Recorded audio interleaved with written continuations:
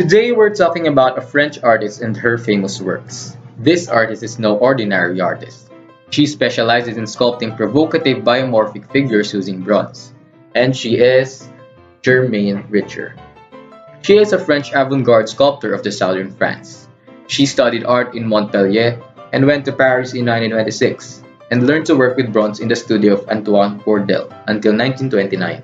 In 1934, she began exhibiting classical busts, torsos, and figures.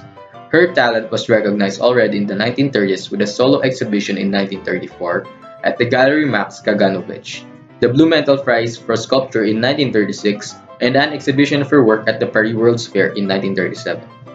Richier worked also in ceramics, mosaic, and printmaking, and illustrated Arthur Rimbaud's Illumination in 1951.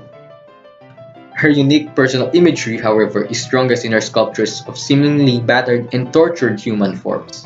In the early 1950s, she produced primeval figures with large hollow spaces or the mere suggestion of parts, like the Hydra.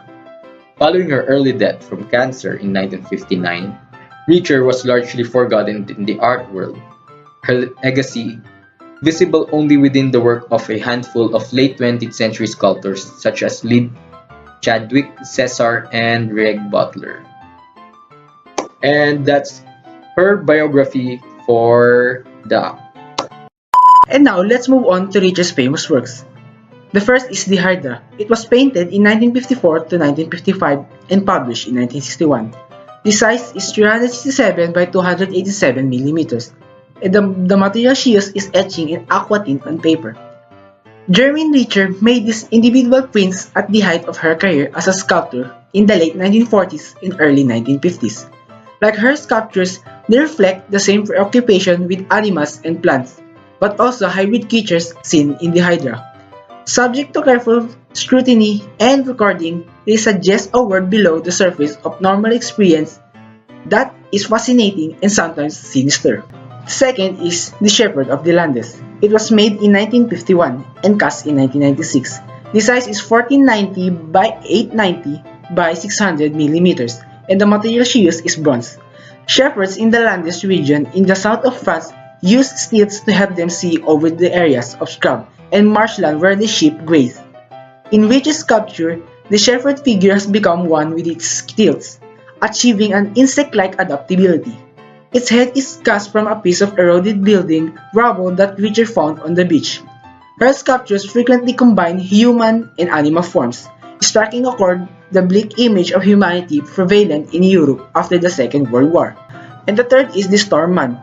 It was made in 1947 to 1948 and cast in 1995. The size is 190 by 57 centimeters, and the material she used is bronze.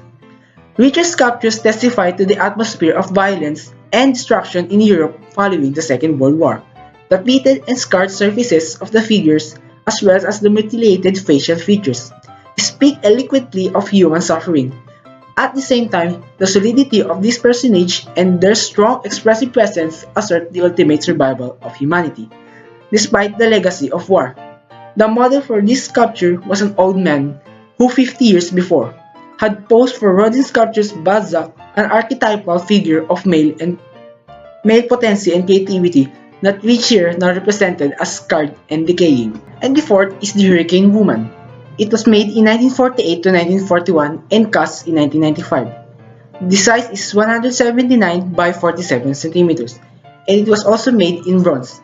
Like Storm Man, this work is a homage to the survival of humanity in the face of the destruction wreaked by the Second World War. Characteristic of Richier's sculptures are her expressive use of the bronze medium, with its pockmarked surfaces and her insistently figurative subject matter.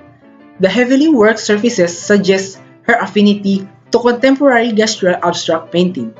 However, Richier believed that in order to be effective, art should not withdraw from expressions, since we decidedly cannot conceal human expression in the drama of our time. And last but not least is Water. It was made in 1953 to 1954, and the size is 1441 by 640 by 983 millimeters, and the material is bronze. Richier's sculptures often incorporated found objects that she discovered while walking in the countryside. Here, the neck of a Greek or Roman terracotta amphora which Richier found on a beach in the Camargue region of France, forms the neck of seated female figure. The original fragment was incorporated into a clay model before being cast in plaster and then in bronze. Water suggests an analogy between the female form and the water receptacle, both being sources of life. And that is all about Germaine Richier. Thank you for watching. And I'm Arjun Lalwani, and this is Ryan Nepomuceno. That's it for the day. Thanks, guys. Bye.